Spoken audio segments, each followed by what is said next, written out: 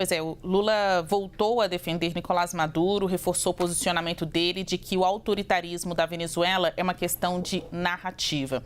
A gente volta a falar deste assunto porque a fala do petista sobre o país vizinho havia sido contestada primeiro pelo presidente do Uruguai, Lacalle Pou, que é de direita, e depois pelo presidente do Chile, Gabriel Boric, que é de esquerda.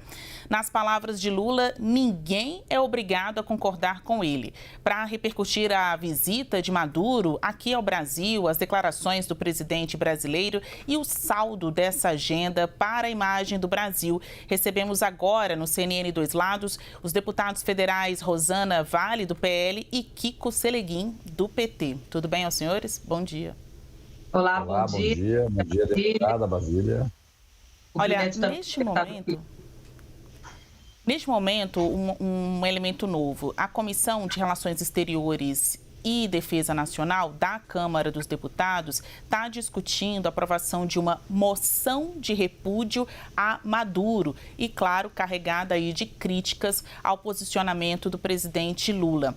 Qual a avaliação dos senhores? O repúdio a Maduro é uma posição do Brasil? Seria uma posição de governo? Não fica um tanto contraditório o Congresso aprovar uma moção como esta, sendo que Maduro não tem muitas horas, foi bem recebido aqui no Brasil? Eu vou começar pela deputada Rosana Vale. Olá, Basília. Cumprimento também a todos que acompanham o debate da CNN. Primeiro, gostaria de deixar registrada aqui a minha solidariedade à jornalista Délis Ortiz, que foi covardemente agredida durante a entrevista coletiva com o ditador Nicolás Maduro. Não se sabe se foi por parte da segurança do próprio ditador ou do governo brasileiro. E quero registrar aqui também o meu total repúdio ao que aconteceu, a fala infeliz do presidente Lula. Não foi simplesmente uma recepção a um chefe de Estado. Nicolás Maduro chegou um dia antes, foi recebido com pompas, quase que com um tapete vermelho. E quando o presidente Lula trata o que acontece na Venezuela como uma mera narrativa, ele desrespeita o mundo civilizado, desrespeita o povo brasileiro, faz um afago à tirania, à ditadura. Nós sabemos o que acontece na Venezuela. Então, nada mais justo e oportuno que o Congresso se manifeste com esse repúdio. É inadmissível o que aconteceu. O mundo está assistindo perplexo. Você mesmo disse, Basília, que houve, atitudes e discursos contrários ao que aconteceu do próprio presidente do Chile, presidente do Uruguai. Então, a gente não pode admitir uma situação dessas. É inaceitável o que acontece. Não se trata de uma relação comercial com países, se trata de um afago a um governo ditador que mata jornalistas, que prende jornalistas, que ameaça pessoas. Eu, em 2015, como jornalista, tive a oportunidade de entrevistar uma família de venezuelanos. Foi uma das reportagens mais emblemáticas da minha vida. Os horrores que foram narrados por essa família que fugiu. Tem 400 mil brasileiros, pessoas da Venezuela hoje morando no Brasil, que vieram fugidas desse regime ditatorial. Deputado Kiko Seleguin, repudia ou aceita? A gente tem discussão na Câmara dos Deputados, então agora uma moção de repúdio a Maduro e, ao mesmo tempo, o presidente venezuelano foi recebido com pompas e circunstâncias aqui no Brasil pelo governo Lula. Não é contraditório para o senhor? Olha, Basília, primeiro é uma boa oportunidade porque, ao contrário, eu não li só as manchetes de jornal. Eu assisti a toda a entrevista coletiva que o presidente Lula deu ao lado do presidente Maduro da Venezuela. E narrativa foi um verbo que o presidente usou naquele momento para dizer que na história do mundo, quando se trata de política, economia, seja qual for o tema, você tem narrativas distintas, né? O que o presidente colocou é o seguinte: tem uma narrativa com relação ao que acontece na Venezuela de um lado e tem uma narrativa de outro, pode ter de outros cantos, assim como aqui no Brasil. Por exemplo, tem gente aqui no Congresso Nacional que tem uma narrativa de que 64 não foi um golpe militar no Brasil, que não foi um golpe que assassinou pessoas, que perseguiu jornalistas, e não tem a mesma veemência para criticar o que aconteceu no Brasil nesse período ou o que acontece em outras ditaduras do mundo. Portanto, é uma narrativa diante de concepções de mundo distintas. O que a política internacional do presidente Lula preserva são os interesses do Brasil. O Brasil, em 2003, vendia para a Venezuela 600 milhões de dólares. Em 2008, chegou a vender 6 bilhões de dólares. Nós tínhamos uma balança comercial com um saldo maior do que a balança comercial com os Estados Unidos. E 70% dessas vendas à Venezuela eram de produtos manufaturados, que a indústria gerava emprego aqui no país, no estado de São Paulo, que é o mesmo estado da deputada Rosana do Vale. Então, o que o presidente está fazendo agora é uma política que não isola outros países e que não interfere na dinâmica local de cada país, ou seja, respeita a autonomia dos povos. Tem problemas de democracia venezuelana? É óbvio que tem. Isso foi colocado ontem pelo presidente do Chile, pelo presidente do Uruguai. Cada um tem uma posição. Agora, isolar o país não é alternativa para isso.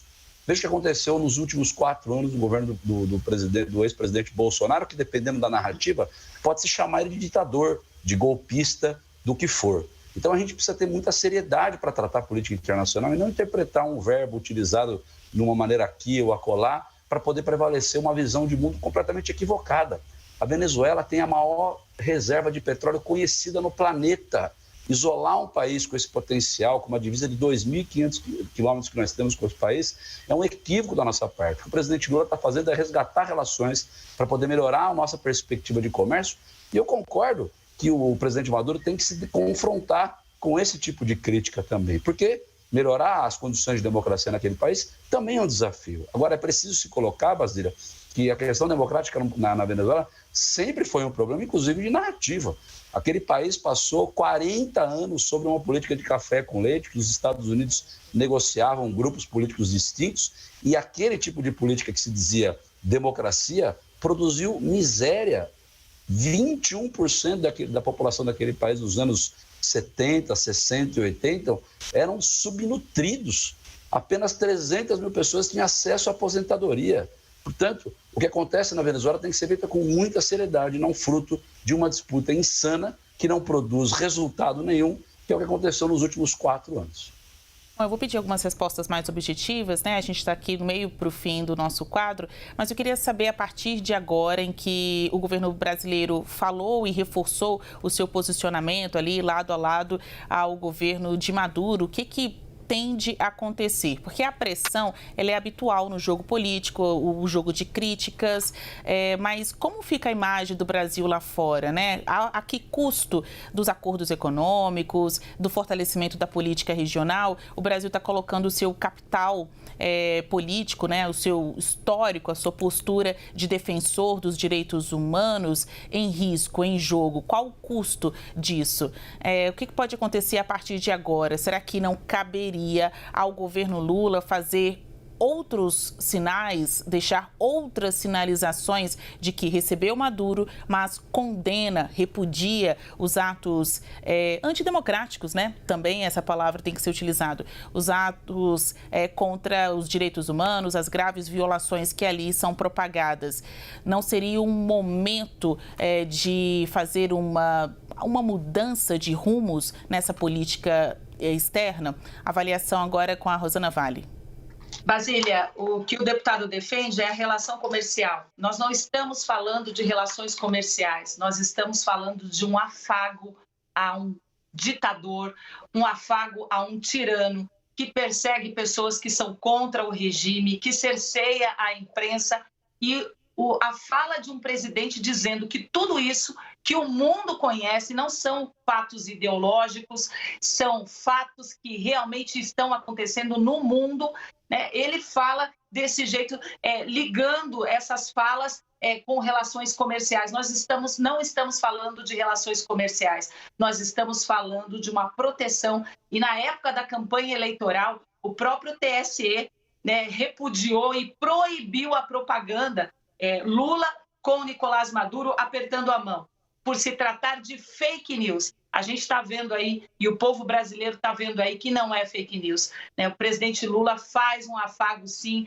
tem relações com ditaduras e não é de hoje. O PT tem esse relacionamento com ditadores e não é de hoje. O estrago está feito, a população brasileira escolheu o presidente e agora a gente tem que fazer, né, uma interferência, ser resiliente, e contem comigo para essa resiliência, para esse enfrentamento né, do que está acontecendo. Eu sei que até pessoas de esquerda que votaram no presidente Lula estão estarrecidas com o que aconteceu. É inadmissível. Uma pessoa que está sendo, um chefe de Estado que está sendo procurado, está sendo incriminado pelo próprio americano, pelo próprio Estados Unidos, uma oferta aí de 15 milhões de dólares de recompensa, é inadmissível ser recebido no Brasil com um tapete vermelho e falando ainda, inclusive, que se trata de uma narrativa, o que acontece na Venezuela. Deputado Kiko Seleguin, a mesma pergunta, sob pena de perder essa credibilidade como um país pacifista, um país que prega em prol dos direitos humanos, caberia ao governo brasileiro fazer mudanças ou reparos na sua política externa, na sua conduta no relacionamento com a Venezuela? Bom, primeiro é bom ressaltar que não foi o presidente Lula que recebeu joias, colares, relógios de ditador. Tem um outro presidente que recebeu isso tudo, não preciso nem dizer o nome, né?